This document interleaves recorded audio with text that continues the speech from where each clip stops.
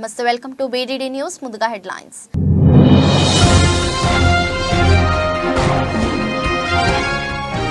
H1B visa fee భారీగా పెంపు. కొత్త ఫీజులు ఏప్రిల్ 1 నుంచి అమల్లోకి.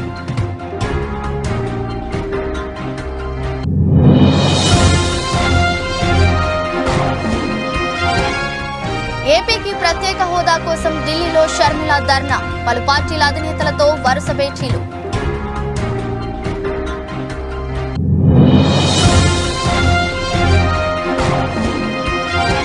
నన్ను ట్రోల్ చేసి నా జీవితాన్ని నాశనం చేసింది వీడే. కన్నీరు మున్నీరైన బర్రెలక్క.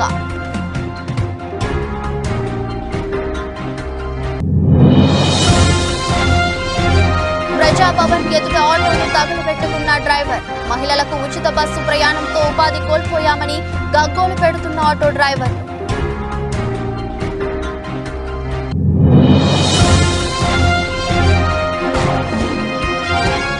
Yashasvi half century.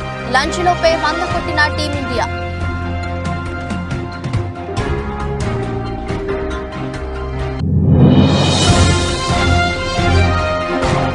విశ్వంబరలో చిరంజీవి ఆట మొదలైంది. పోస్టర్ ని ఆవిష్కరించిన చిత్ర యూనిట్.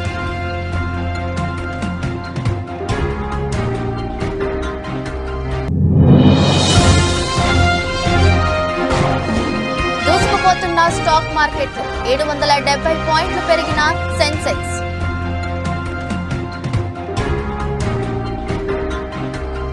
ఉద్యోగాలు, వ్యాపారాల కోసం అమెరికాకు వెళ్లాలని భావిస్తున్న వారికి ఆ దేశం పెద్ద షాక్ ఇచ్చింది.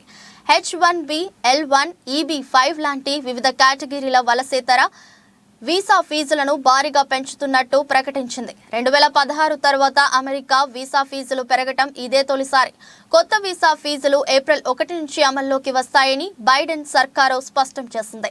అమెరికన్ కంపెనీలు సైద్ధాంతిక, సాంకేతిక నైపుణ్యం అవసరమైన వృత్తుల్లో నియమించుకునే విదేశీ ఉద్యోగులకు H1B వీసాలు జారీ చేశారు. అమెరికాలోని టెక్ కంపెనీలు భారత్, చైనా లాంటి దేశాలకు చెందిన వేలాది వృత్తి నిపుణులను నియమించుకునేందుకు ప్రధానంగా H1B వీసాలపైనే ఆధారపడతాయి. ప్రస్తుతం $460గా ఉన్న H1B వీసా అప్లికేషన్ ఫీజును ఏప్రిల్ 1 నుంచి $780లకు పెంచుతున్నట్టు అమెరికా వెల్లడించింది.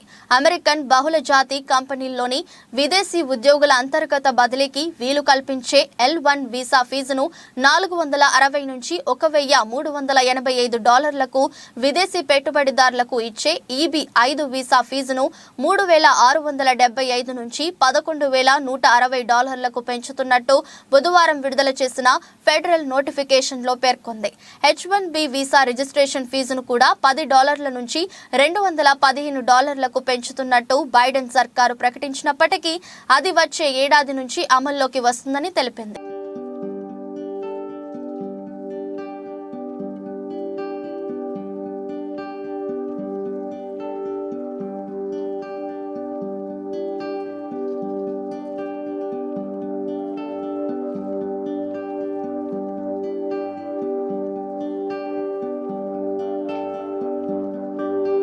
ఏపీ కాంగ్రెస్ అధ్యక్షురాలు వైఎస్ షర్మిల దూకుడు పెంచారు. ఏపీలో పార్టీ పగ్గాలు చేపట్టిన నాటి నుంచి పార్టీ శ్రేణుల్లో నూతనోత్సాహాన్ని నింపేందుకు షర్మిల ప్రయత్నిస్తున్నారు. ఇప్పటికే జిల్లాల వారీగా కాంగ్రెస్ పార్టీ సమీక్షలో పాల్గొన్న షర్మిల అధికార పార్టీ వైసీపీపై తీవ్ర స్థాయిలో విమర్శలు చేశారు. ముఖ్యంగా ప్రత్యేక హోదా, పోలవరం ప్రాజెక్టుల విభజన, చట్టంలోని హామీల అమలు వంటి అంశాలను ప్రధాన అస్త్రాలుగా మలుచుకుని కేంద్ర, రాష్ట్ర ప్రభుత్వాలపై విరుచుకుపడుతున్నారు. తాజాగా ఏపీకి ప్రత్యేక హోదా, విభజన హామీల అమలుతో పాటు వైజాగ్ స్టీల్ ప్లాంట్ ప్రైవేటీకరణను వ్యతిరేకిస్తూ ఢిల్లీలో ధర్నా చేపట్టనున్నారు. ఏపీ భవన్ లో మధ్యాహ్నం 2 గంటల నుంచి సాయంత్రం 4 గంటల వరకు షర్మిల దీక్ష కొనసాగనుంది. ఈ దీక్షలో షర్మిలతో పాటు ఏపీ పార్టీ వ్యవహారాలు ఇన్ఛార్జ్ మాణిక్ ఠాకూర్ తో పాటు ఏపీ కాంగ్రెస్ పెద్దలు పాల్గొన్నారు. ఢిల్లీలో ధర్నాకు ముందు షర్మిల నేతృత్వంలో కాంగ్రెస్ పెద్దలు ఎన్సీపీ అధినేత శరద్ పవార్ ను కలిశారు. ఏపీకి ప్రత్యేక హోదా, విభజన హామీల అంశాన్ని, ఏపీ పరిస్థితులను శరద్ పవార్ దృష్టి దృష్టికి కాంగ్రెస్ నేతలు తీసుకెళ్లారు. పార్లమెంట్లో ఏపీకి ప్రత్యేక హోదా విభజన చట్టం హామీల అమలుపై ఎన్సీపీ తరపున పార్లమెంట్లో లేవనెత్తాలని శరద్ పవార్ ను షర్మిల కోరారు. అనంతరం డీఎంకే ఎంపీ తిరుచి శివను షర్మిల ఏపీ కాంగ్రెస్ నేతలు కలిశారు. ఏపీకి ప్రత్యేక హోదా విభజన హామీల అమలు కోసం పార్లమెంట్లో డీఎంకే మద్దతును కాంగ్రెస్ నేతలు కోరారు. సోమవారం పార్లమెంట్లో ప్రత్యేక హోదా విభజన హామీల అమలు అంశాన్ని లేవనెత్తుతున్నానని తిరుచి శివ హామీ ఇచ్చినట్లు కాంగ్రెస్ నేతలు తెలిపారు. సిపిఎం ప్రధాన కార్యదర్శి సీతారాం ఏచూరిలను ఏపీ కాంగ్రెస్ నేతలు కలవనున్నారు. ఇవాళ చేపట్టనున్న ధర్నాకు మద్దతు కోరనున్నారు. మరోవైపు ధర్నా అనంతరం ఏఐసీసీ చీఫ్ ఖర్గేతో పాటు మరికొందరు జాతీయ నేతలను షర్మిలతో పాటు ఏపీ కాంగ్రెస్ నేతలు కలవనున్నారు.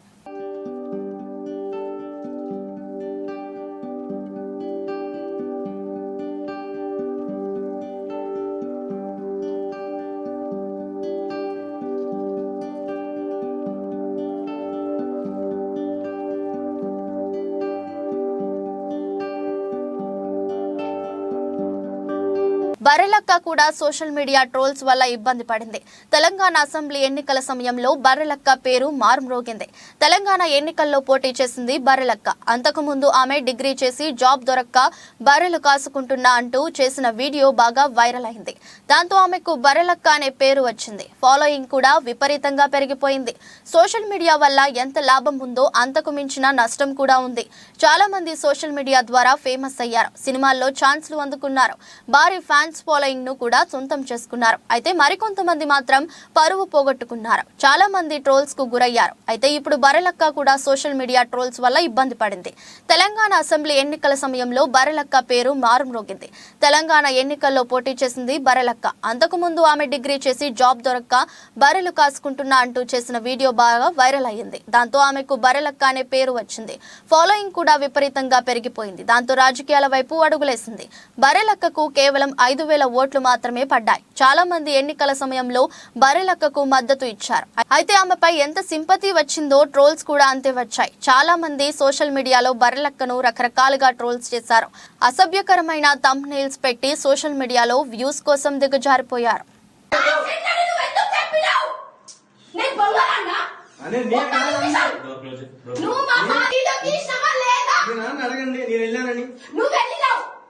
వీడియో చూపిరా, వీడియో చూపి చెంపకట్టి ఒక్కటి తట్టు. పోలీసులు అడుగురా, నేనేమంటున్నా, నేను వద్దనట్లే చెల్లె, తప్పు ఎవరిదైనా తప్పు. నేను అదే క్వశ్చన్ చేస్తున్నా.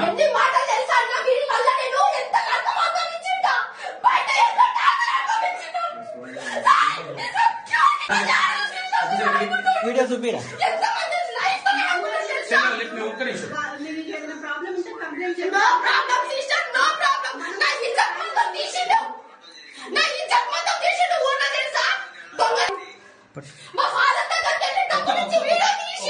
ఈ వీడియో ఏదో ఒకసారి చూద్దాము.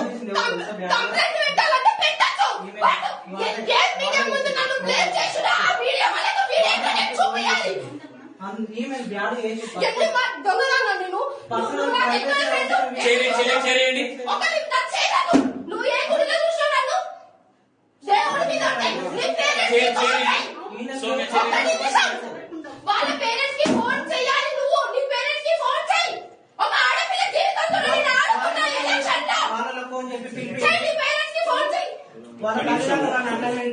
చెల్లె నేను మాట్లాడొచ్చా?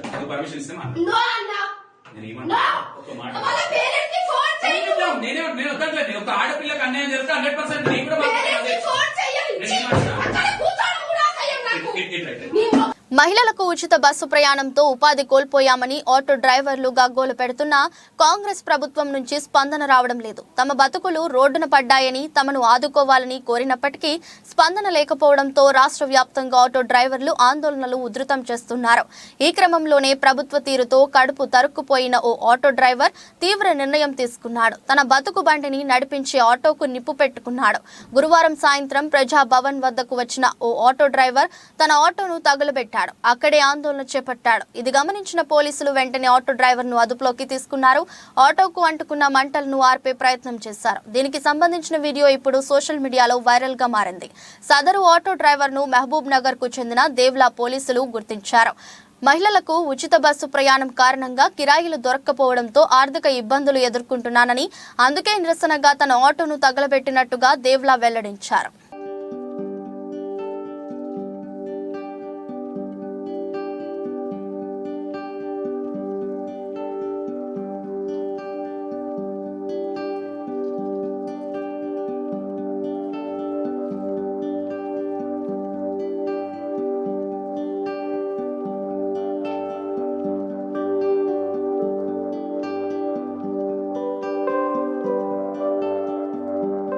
తెల్లాపూర్ మున్సిపాలిటీ పరిధి ప్రజా గాయకులు గద్దర్ విగ్రహ ఆవిష్కరణ సభను తెల్లాపూర్ కౌన్సిలర్ భరత్ ఆధ్వర్యంలో ఘనంగా జరిగింది. కార్యక్రమానికి ముఖ్య అతిథులుగా రాష్ట్ర ఉప ముఖ్యమంత్రి మల్లు బట్టి విక్రమార్క మరియు టూరిజం శాఖ మంత్రి జూపల్లి కృష్ణారావు, మాజీ ఎంపీ మధు యాష్కి గౌడ్, గద్దర్ కుమారుడు సూర్యం కుమార్తె వెన్నెల, బీఎస్పీ రాష్ట్ర అధ్యక్షులు ఆర్ఎస్ ప్రవీణ్ కుమార్ విచ్చేసి గద్దర్ విగ్రహాన్ని ఆవిష్కరించారు. అనంతరం ఇరువురు మాట్లాడుతూ కాంగ్రెస్ ప్రభుత్వం వచ్చినా అధికారుల తీరు మారలేదు అన్నారు. అధికారుల చిట్టా మెల్లమెల్లగా భయపడుతుంటుందని, విచారణ జరిపి అందరిపై చర్యలు త్వరలోనే తీసుకుంటామని తెలిపారు. చేసి పట్టాలు ఇవ్వండి. ఒకటే సర్వే నెంబర్లో ఆధిపత్య వర్గాలకేమో రెగ్యులర్ పట్టాలుంటాయి, పేద వర్గాలకు లావుని పట్టాలుంటాయి. ఇది వాస్తవం. ఒకటే సర్వే నెంబర్ లో ఇన్ని భూములు వచ్చినాయి. ఆకాశ హర్మాలు ఎక్కడెక్కడికి 100 అంతస్తుల మేడలు కట్టిండ్రు. ఈ భూములన్నీ కూడా ఈ పేద ప్రజలవే. ఈ భూములన్నీ కూడా దొంగ జీవోలు పెట్టి రోజు మరి పేపర్లలో వస్తూనే ఉన్నాయి. రహస్యంగా జీవోలు తీసి మరి వేల ఎకరాలు ఈ ధరలకు దారాదత్తం చేసి అసైన్డ్ భూములలో జీవిస్తున్న పేదలకు కేవలం 100 గజాలు ఇచ్చి ఊడతారా లేకపోతే ఇక్కడి నుంచి దొబ్బేయండి అనే పరిస్థితి గత ప్రభుత్వంలో ఉన్నది. దయచేసి మీరైనా ఈ పేద ప్రజలకు న్యాయం చేసి అసైన్డ్ భూమి కావచ్చు, విగ్రహం గురించి కావచ్చు, జిల్లా పేరు గురించి కావచ్చు, ట్యాంక్ బండ్ పైన వారి విగ్రహం పెట్టే విషయంలో తప్పకుండా ఈ ప్రభుత్వమే ఇలా ప్రజాప్రభుత్వం కాబట్టి అన్ని అంశాల పట్ల 100% డెఫినెట్గా ఇది బాధ్యత. ఎందుకంటే ఈ రోజున నిజమైనటువంటి నివాళి, గద్దరన్నకు నిజమైన నివాళి ఎప్పుడు వస్తుంది అంటే ఆయన ఆశయం నెరవేరినప్పుడు, ఆ ఆశయాలు నెరవేరినప్పుడు, కళ నెరవేరినప్పుడు. ఆ కళ ఎప్పుడు నెరవేరుతుంది అంటే యావత్ తెలంగాణ సమాజాన్ని సంఘటితం చేసి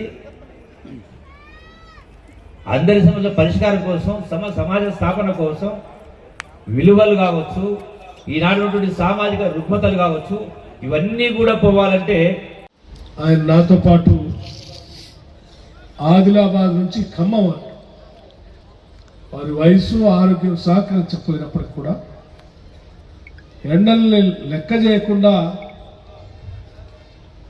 మిట్ట మధ్యాహ్నం కూడా నడుచుకుంటూ పాట పాడుకుంటూ నడుస్తూ వచ్చేవారు.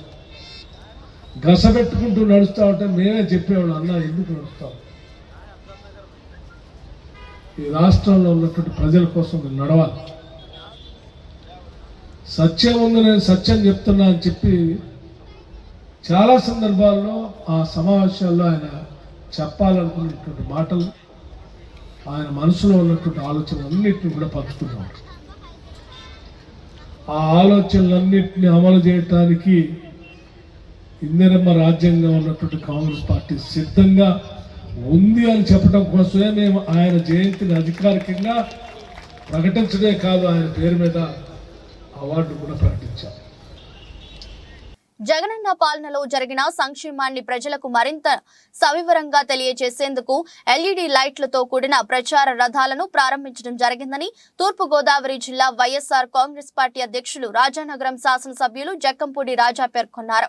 రానున్న సార్వత్రిక ఎన్నికల సమయాత్తంలో భాగంగా రాజానగరం నియోజకవర్గానికి సంబంధించిన ప్రచారాలను రాజమహేంద్రవరం ఆంజనేయ స్వామి ఆలయంలో ప్రత్యేక పూజలు చేయించిన అనంతరం ఎమ్మెల్యే రాజా కొబ్బరికాయ కొట్టి ఎల్ఈడి వెహికల్స్ ను ప్రారంభించారు. ఈ సందర్భంగా ఎమ్మెల్యే జక్కంపూడి రాజా మాట్లాడుతూ గడిచిన 4.5 సంవత్సరాల కాలంలో రాజానగరం నియోజకవర్గంలో జరిగిన అభివృద్ధిని, సంక్షేమాన్ని ప్రజలకు తెలియజేయాలని ఉద్దేశంతోనే ఎల్ఈడి లైట్లతో కూడిన ప్రచార రథాలను వివిధ గ్రామాలలో తిరిగే విధంగా పలు జంక్షన్లలో వీడియోలను ప్రసారం చేయడం జరుగుతుందని తెలిపారు.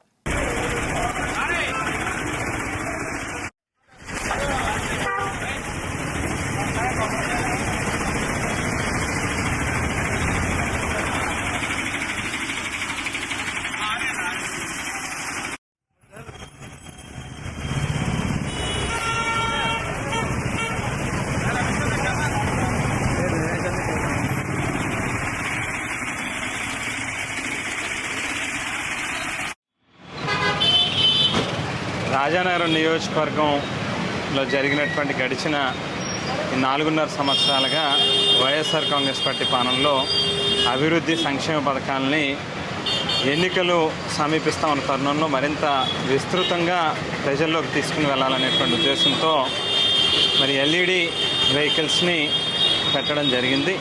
వాటికి సంబంధించి ఆంజనేయ స్వామి వారి యొక్క అనుగ్రహంతో వారి యొక్క ఆశీస్సులు తీసుకుని వారి ఆలయం దగ్గర నుంచి ఈ యొక్క వాహనాలని ప్రజల్లోకి పంపించడం జరిగింది.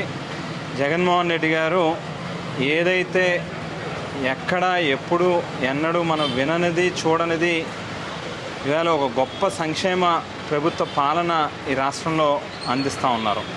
ఇవాళ అందుకు గాను ఆయనలోనే ఒక బలమైనటువంటి నమ్మకంతో విశ్వాసంతో ఖచ్చితంగా మనం ప్రజలకు మంచి చేశాం కాబట్టి ప్రజలు మనల్ని ఆశీర్వదిస్తారనేటువంటి నమ్మకంతో ఎన్నికలకి ఏదైతే వెళ్తూ ఉన్నామో ఇవాళ మేము కూడా అంతే ఆత్మవిశ్వాసంతో ప్రజల్లోకి వెళ్ళబోతూ ఉన్నాం.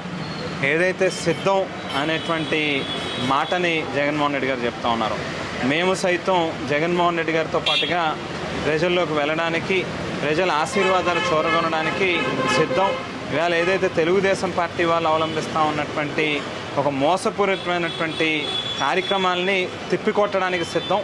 ఈ యొక్క కార్యక్రమాలని మరింత విస్తృతంగా తీసుకెళ్లడం కోసమే ఎల్ఈడి వెహికల్స్ని వేళ రాబోయేది మళ్లీ బీజేపీ ప్రభుత్వమేనని, పార్లమెంట్ ఎన్నికలలో 400 పైగా సీట్లు సాధించడం ఖాయమని, అందుకే వచ్చే పార్లమెంట్ ఎన్నికలలో బీఆర్ఎస్ కు ఓటేస్తే అది చెరువులో వేసినట్టేనని, టీఆర్ఎస్ నుండి బీఆర్ఎస్ ఏర్పడినప్పుడే తెలంగాణ ప్రజానికానికి బీఆర్ఎస్ పార్టీకి పేగుబంధం తెగిపోయిందని, అందుకే బీఆర్ఎస్ పార్టీకి ఓటు వేయొద్దని గతి స్థుతి లేని పార్టీ కాంగ్రెస్ పార్టీ అని, కాళేశ్వరం అవినీతిపై సిబిఐ విచారణ చేపట్టి అందరినీ జైలుకు పంపిస్తామని సీఎం రేవంత్ అంటే, మంత్రి ఉత్తమ్ కుమార్ కాళేశ్వరం మొత్తం కాకుండా L&T కంపెనీ చేసిన మేడిగడ్డ ప్రాజెక్టుపై విచారణ చేపట్టాలి అనడం సిగ్గుచేటని బీజేపీ రాష్ట్ర కార్యదర్శి దుబ్బాక నియోజకవర్గం మాజీ ఎమ్మెల్యే రఘునందన్ రావు అన్నారు.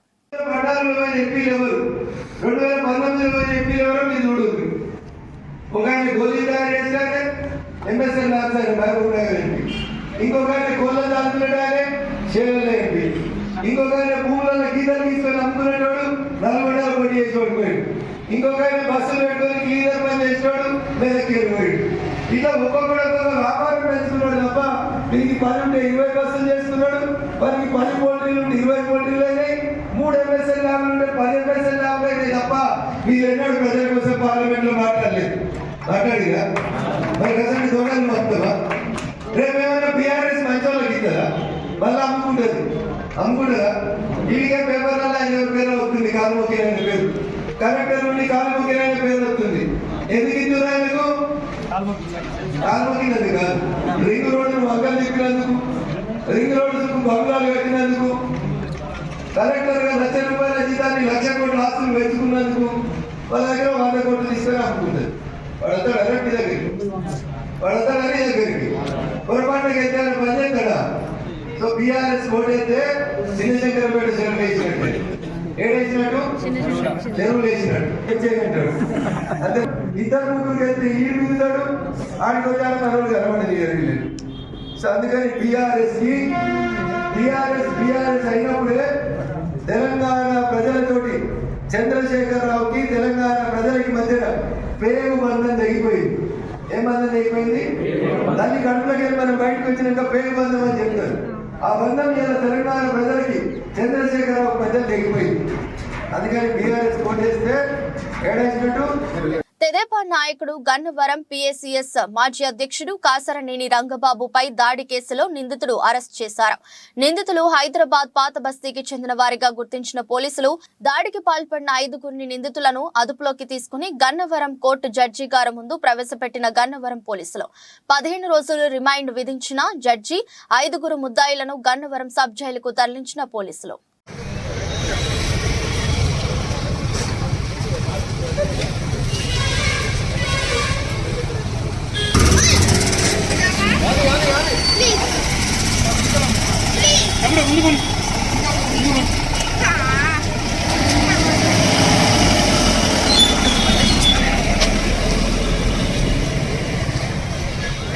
గూడూరు పరిసర ప్రాంతాలలో అనధికారికంగా వివిధ వాహనాల్లో తరలిస్తున్న 5,12,91,000 నగదును సీజ్ చేసిన పోలీసులు చిల్లకూరు జాతీయ రహదారిపై గూడూరు పట్టణం మరియు గూడూరు రూరల్ ప్రాంతాల్లో జరిపిన తనిఖీల్లో సరైన పత్రాలు లేని నగదును సీజ్ చేసిన పోలీసులు విజయవాడ నుండి చెన్నై వైపు తరలిస్తుండగా అదుపులోకి తీసుకున్న పోలీసులు మీడియా సమావేశంలో వివరాలు వెల్లడించిన డీఎస్పీ సూర్యనారాయణ రెడ్డి. సమావేశంలో పాల్గొన్న సిఐలు వేణుగోపాల్ రెడ్డి, పాపారావు, ఎస్ఐలు అంజిరెడ్డి, మనోజ్ కుమార్ మరియు పోలీస్ సిబ్బంది ఉన్నారు.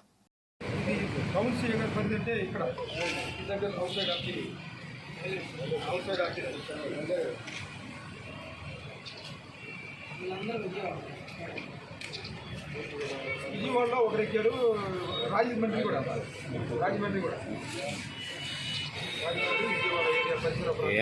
తెలుగు దుష్ప్రచారాల పార్టీ దిగజారిన నీచ రాజకీయాలు చేస్తుందంటూ పొన్నూరు వైసీపీ నాయకులు ధ్వజమెత్తారు. ఈ సందర్భంగా వారు మాట్లాడుతూ టీడీపీలో ఉన్న వారికి తాము చెప్తున్నా తాము స్థాయి తమకు తెలుసు, తాము ఏం మాట్లాడాలో తెలుసు, నువ్వు ఏంటో నీ స్థాయి ఏంటో నీకే తెలియాలని అన్నారు. తాను మాట్లాడేది నీ వెనకాల ఉండి మాట్లాడించిన నరేంద్ర నీకే నా ప్రశ్నలు మయూరి అబ్దుల్లాతో మాట్లాడించావు. చేతికి అందిన కొడుకు చనిపోతే ఆ బాధ ఎలా ఉంటుందో అందరికీ తెలుసు. ఆయనకి ధైర్యం చెప్పిన సందర్భాలు ఉన్నాయి. ఎమ్మెల్యే మరియు పార్టీ నాయకులు అందరూ కలిసి వారి కొడుకు చనిపోయినప్పుడు పరామర్శించడం జరిగింది. ఆయన స్థాయిలో చేయగలిగిన సాయం వారు చేశారని తెలిపారు. మైనార్టీకి సంబంధించిన వార్డులు అయితేనేమి, మైనార్టీకి సంబంధించిన కాలనీలు అయితేనేమి, మండలాలు అయితేనేమి మేము అభివృద్ధి చేశాం. మీరేం చేశారు అని నేను అడిగిన దానికి మీరు చేస్తే చేశామని చెప్పాలి, లేకపోతే లేదు అని చెప్పాలి. అసలు వాస్తవం పక్కన పెట్టి వ్యక్తిగత దూషణాలకి దిగటం జరిగింది. నువ్వు అహ్మద్ ఖాన్ అనే వ్యక్తి 10 రూపాయల వడ్డీలకు తిప్పుకునే బతుకు నీది. నువ్వా నా గురించి మాట్లాడేది? అందుకే మళ్ళీ చెప్తున్నా, నరేంద్ర అనేవాడికే నేను సమాధానం చెప్తున్నా. కేబుల్ అనేది మాది కాదు, గూండా సాంబశివరావు అనే వ్యక్తి దగ్గర నుంచి మేము లాక్కున్నామని చెప్పావు. అప్పుడు ప్రభుత్వంలో ఉంది ఎవరు? అధికారంలో ఉంది ఎవరు? స్థానిక శాసనసభ్యుడు ఎవడు? నిజంగా మేము గూండా సాంబశివరావు అనే వ్యక్తి దగ్గర లాక్కొని ఉంటే నువ్వు చేతులు గాజులు దొడుకొని కూర్చున్నావా? నీ నియోజకవర్గానికి సంబంధించిన ఒక వ్యక్తికి నాలాంటోడు అన్యాయం చేస్తుంటే, మా నాన్న లాంటి ఆయన అన్యాయం చేస్తుంటే నువ్వేం సాధించావు? గాజులు దొడుక్కొని కూర్చున్నావని అనుకోవాలి. నువ్వు నిజంగా గాజులు దొడుక్కొని కూర్చున్నావని చెప్తే మేము లాక్కున్నామో లేకపోతే అది మేము కొనుక్కున్నామో నేను దానికి సమాధానం చెప్తా. హైదరాబాద్ లోని ప్రజాభవన్ ఎదుట ఓ ఆటో డ్రైవర్ తన ఆటోకు నిప్పంటించారు. దీంతో ఆటో మంటల్లో కాలిపోయింది. సదరు డ్రైవర్ ను పోలీసులు అదుపులోకి తీసుకున్నారు. రథసప్తమి సందర్భంగా ఏడుపాయల వనదుర్గా భవానీ మాతకు సహస్ర పుష్పార్చన అభిషేకం అర్చకులు నిర్వహిస్తున్నారు. మెదక్ జిల్లా పాపన్నపేట మండలం నాగ్సన్పల్లి గ్రామంలో వెలిసిన ఏడుపాయల వనదుర్గా భవానీ మాత ఆలయంలో పుష్పార్చనతో పాటు అలంకరణ, హారతి, దివ్య దర్శనం కార్యక్రమాలను నిర్వహిస్తున్నారు. భక్తులు వందలాదిగా పోటెత్తి దర్శనం చేసుకుంటారు.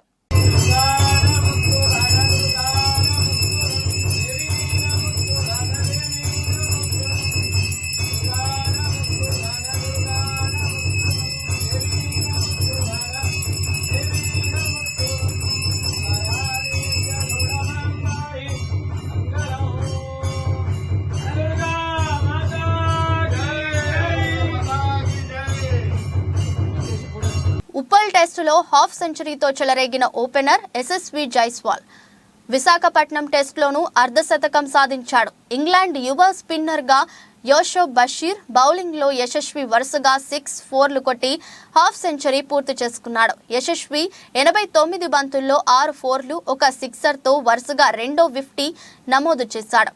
అండర్సన్ బౌలింగ్ లో శ్రేయస్ అయ్యర్ 4తో జట్టు స్కోర్ 100 దాటించాడు. దాంతో టీమిండియా లంచ్ సమయానికి 2 వికెట్ల నష్టానికి 103 రన్స్ కొట్టింది.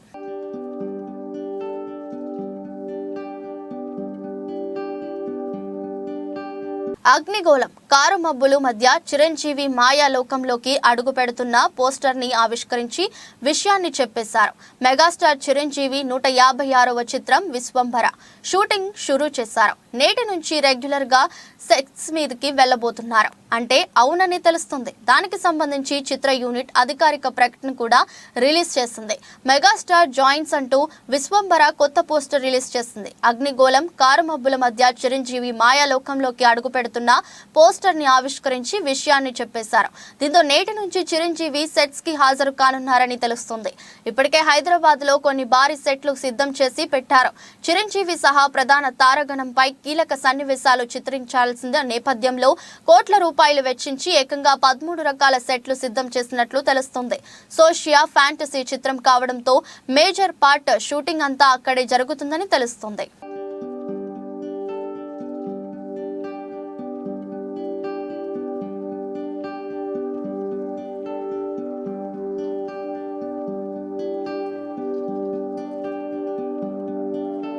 నిన్న నష్టాల్లో ముగిసిన దేశీయ స్టాక్ మార్కెట్లు ఈ రోజు దూసుకుపోతున్నాయి. ఈ ఉదయం లాభాల్లో ప్రారంభమైన మార్కెట్లు భారీ లాభాల్లో ట్రేడ్ అవుతున్నాయి. సెన్సెక్స్ 770 పాయింట్ల లాభంతో 72,415 వద్ద కొనసాగుతుంది. నిఫ్టీ 238 పాయింట్ల పెరిగి 21,935 వద్ద కొనసాగుతుంది. అన్ని సూచీలు లాభాల్లోనే ఉన్నాయి. Infra, oil and gas, energy, reality సూచీలు 2% పైగా లాభాల్లో కొనసాగుతున్నాయి. బిఎస్ఈ సెన్సెక్స్ లో మారుతి, టైటాన్, హిందుస్థాన్ యూనిలివర్ మినహా అన్ని స్టాకులు లాభాల్లో ఉన్నాయి. పవర్ గ్రిడ్ కార్పొరేషన్, ఇన్ఫోసిస్ షేర్లు 2% పైగా, tech Mahindra, ICICI bank, TCS, Tata steel కంపెనీల షేర్లు 1.5% పైగా లాభాలను నమోదు చేశాయి. అమెరికా మార్కెట్లు లాభాలతో ముగియడం, ఆసియా పసిఫిక్ ప్రధాన మార్కెట్లు సానుకూలంగా ట్రేడ్ అవుతుండటం మన ఇన్వెస్టర్ల సెంటిమెంట్ ను బలపరిచింది. దీంతో మదుపరులు కొనుగోళ్లకు మెగ్గు చూపుతున్నారు.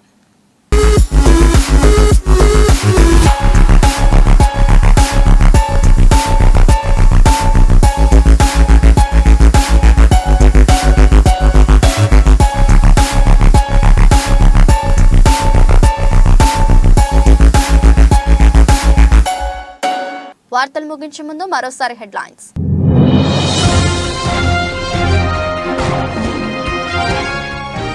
H1B వీసా ఫీజు భారీగా పెంపు. కొత్త ఫీజులు ఏప్రిల్ 1 నుంచి అమల్లోకి.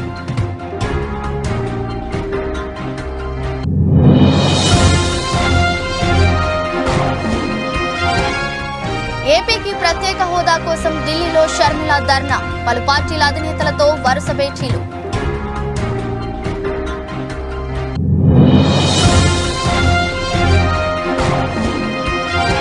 నన్ను ట్రోల్ చేసి నా జీవితాన్ని నాశనం చేసింది వీడే. కన్నీరు మున్నీరైన Barrelakka.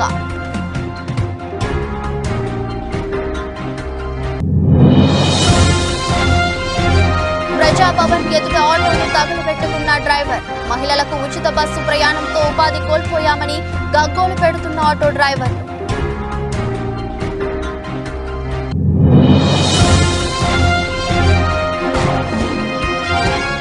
Yashasvi half century. Lunch లోపే 100 కొట్టిన టీమిండియా.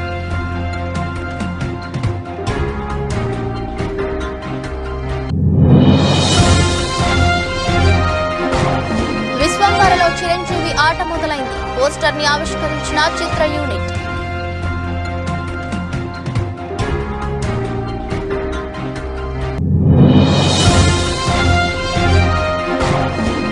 దూసుకుపోతున్న స్టాక్ మార్కెట్లు. 770 పాయింట్లు పెరిగిన సెన్సెక్స్.